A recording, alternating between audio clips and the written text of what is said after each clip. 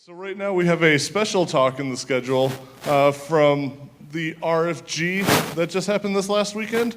And so this is, for you guys that don't know, part of AbGradCon every year, we have hosted this research focus group in which it's sort of a very intense 2 to 3 day proposal writing boot camp where a bunch of you guys show up, just write furiously for 2 days straight.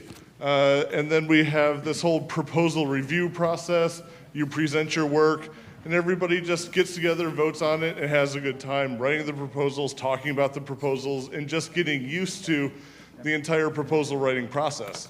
So if it's something very important for early career astrobiologists to take a part of, and it's something that if you're going to future AbGradCons, that you should consider. It's very helpful not only for writing proposals, but getting prepared for your candidacy, even getting prepared for your defense. But something as scientists that we typically have to do a lot of is this proposal writing stuff. And so from this last weekend, this is the winning proposal that was chosen. And so you can see a highlight of the work that is done over this weekend and can see what can come out of this and how awesome the projects can be. So Group A, go and present. Oh, that microphone? Oh. Yeah, it's better than passing the little around. Yeah, that's great. Yeah. All right, well, thank you very much, Bradley. Thanks, everyone, for coming. We're going to completely jump ship from what the first session was about and go to some talks about biology. Life on Earth has come to fill almost every niche we can imagine, living in marginal environments and extreme environments as well. Extremes of things like pressure, pH, salinity, as well as temperature. Finding out how life can survive in these various extremes is really important for astrobiology to understand the origins and evolution of life, but also how life might thrive elsewhere in the universe. And so for our research, we were studying, or proposing to study, an algal strain that has the capability of surviving at extremely cold temperatures. This alga, a species of the genus Klebsormidium, has been found in environments across the planet, some of those marginal, some of those extreme, in extremes of extremely low pH, high contaminant metal abundances, extremes of desiccation, and extremely low temperatures. They've been found, in some cases, to survive down to negative 40 degrees Celsius. And so we're going to talk to you about one strain that Jessica has isolated and the mechanisms we're searching for in this organism that allow it to survive in the cold. And with that, Jessica will tell you about this organism. Thank you. So I'll be talking a little bit about where we found this alga, and that would be in Colorado. So we have this region of hydrothermal alteration that's rich with sulfide minerals to include iron, copper, silver, and gold. So these are traditionally mined, and they have been traditionally mined, and all along this region of the Rocky Mountains. So the field site where I collected this alga was in the Silverton caldera. Sorry, let me get this laser. Silverton caldera area, so it's in the San Juan Mountains in southern Colorado, and that region is also characterized by heavy mining activity. Historically, it's been mined, so it's been about 150 years, 200 years that it's been mined. This is the Red Mountain, where you can see all the sulfide weathering. So when sulfide minerals weather, they weather to oxidize sulfur to sulfate and oxidize the metals, like iron 2 goes to iron 3, which you see as the rust color. And what happens when the ore is extracted from these sulfide minerals from the mountains? You get mine tailings, so mine waste. So you get rock piles that are upstream of hydrogeologic features.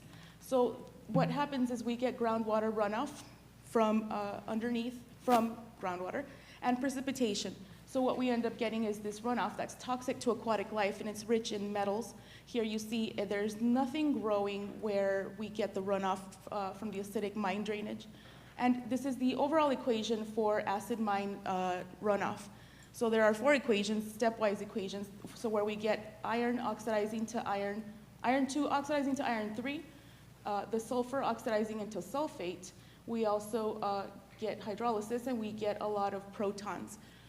As the iron 3 precipitates into the solid, we get, it scavenges the hydroxides, so we get very acidic runoff combining with the groundwater sources.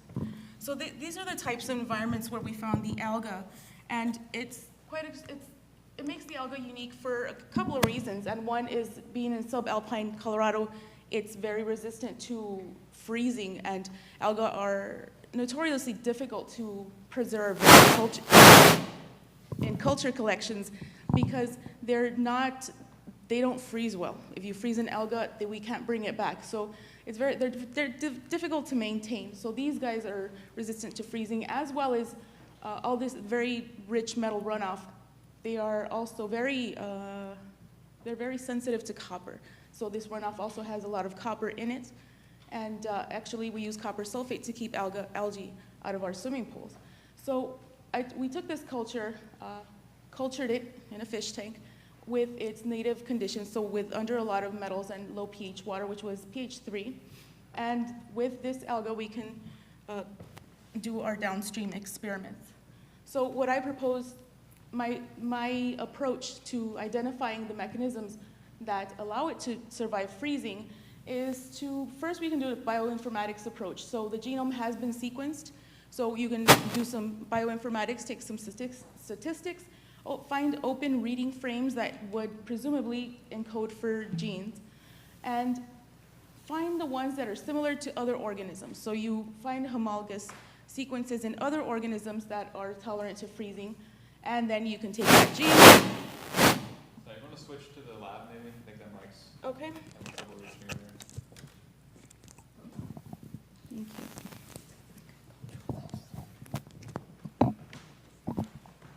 There. Okay, so we can take the genes, put it in an E. coli host, that's what we use in the lab to screen for functions. And a positive result would be the E. coli that we introduce that gene to would be more resistant to freezing. So that's one approach that also assumes or is dependent on having other organisms with the mechanisms already having been characterized. So that's not always the case. And so an alternative approach is to do a functional screen where we stress out the mRNA, the algae, we stress out the alga, we freeze it, bring it back, harvest the mRNA, are all the messages. So this is the RNA run on a polyacrylamide gel. We run a current through it, and we separate the RNA by size. So here we have the ribosomal RNA. In between the light gray areas, those are all the messages. So it's only 2 to 5% of the total RNA, the messenger RNA. So what we can do is we can harvest that and convert it to complementary DNA using a viral enzyme. And we can amplify it and turn it into DNA so that we can use it as a gene.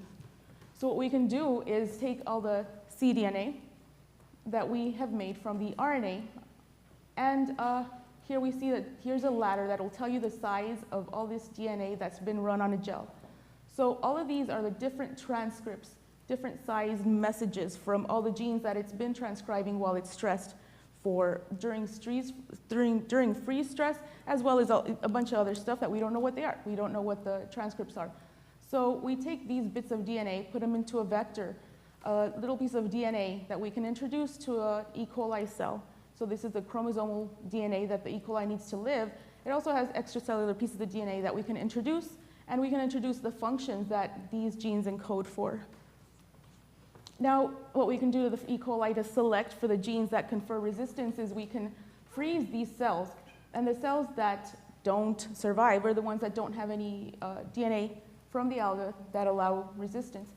So the ones that do survive will presumably have the inserts that confer resistance, and then we can take those, separate them on a gel, find the one of interest, send it for sequencing, and map it to the gene that on the genome because it's been sequenced, and then follow with characterizing the gene product and the mechanism. So that's one approach, and that leads us to the protein characterization and the types of mechanisms that we can possibly screen for that Graham will go ahead and talk about. Okay, thank you, Jessica. There are various mechanisms that have been discovered already through which organisms survive extremes of cold. These include increased solutes inside the cell in the cytoplasm, like sugars like glucose and sucrose, to help the cell survive in lower temperatures. But one really interesting way that cells have learned to survive these kinds of low temperatures is by creating novel proteins. In the case of this picture here, they've created anti-freeze proteins that effectively create ice cages that bind around ice crystals and stop them from forming large structures to allow the cell to survive a lot of small ice crystals inside the cell. Next slide. So to continue our characterization of this algal strain, this is kind of a quick and easy way of doing some lab work to assess what temperatures these cells can survive down to, how fast they can be cooled without dying completely, how fast they can be heated back up, and the duration of time that they can withstand freezing, from days to months, seasonally, or even yearly. Next slide, please.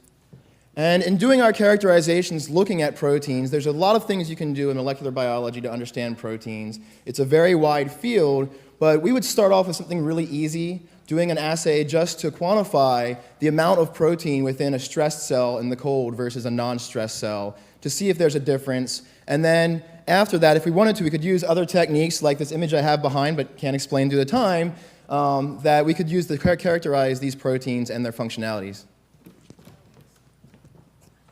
So my job is to test the geochemistry condition in the water where the algae is will help or inhibit the algae to survive freezing.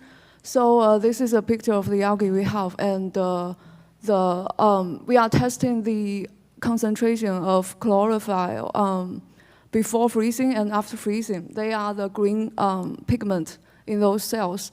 And the process is we grind it and we use a filter to get the juice and then analyze the concentration of chlorophyll by the spectrophotometer.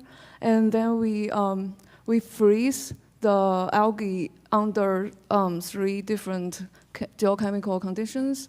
First is to mimic the real environment and then use the real environment. Then the third one is the control using the pure water, and we then defreeze it, thaw, and to continue the grind, filter, and analyze it again. So there are 3 results we expect to see. Not 3, more than 3, but I'm listing these 3 simple ones. And on the x-axis, you can see under different conditions, the y-axis is the concentration of chlorophyll, and if it looks like image 1, means the chemical conditions are helping them to survive freezing, and second one means they inhibit them to survive freezing, and the third one means they have no effect for that. And what if there are minerals participate in the solution? So there comes our technology, XRD. So this is an image of XRD in my lab, and that's a geometry, and that's a principle behind it. I have no time to explain. So just super quickly, we're talking about this in the context of guiding exploration of other planets, like particularly Mars and Europa. On the right, I just have a plot here of the daily temperature fluctuations on Mars. But I'm just going to skip to the next slide and talk about the relevance to NASA objectives. So the reason that we picked Mars and Europa is because for the Planetary Decadal Survey, for one reason, they're the 2 highest priority flagship missions are to those 2 planets. But it also has applications to the Mars Exploration Program, which is Explore Habitability, and also the NASA Astrobiology Roadmap. And the last slide, I just have description of the 2 goals that our project meets towards the Astrobiology Roadmap, including biochemical adaptation to extreme environments. So with that, thank you very much, and we'll take any questions.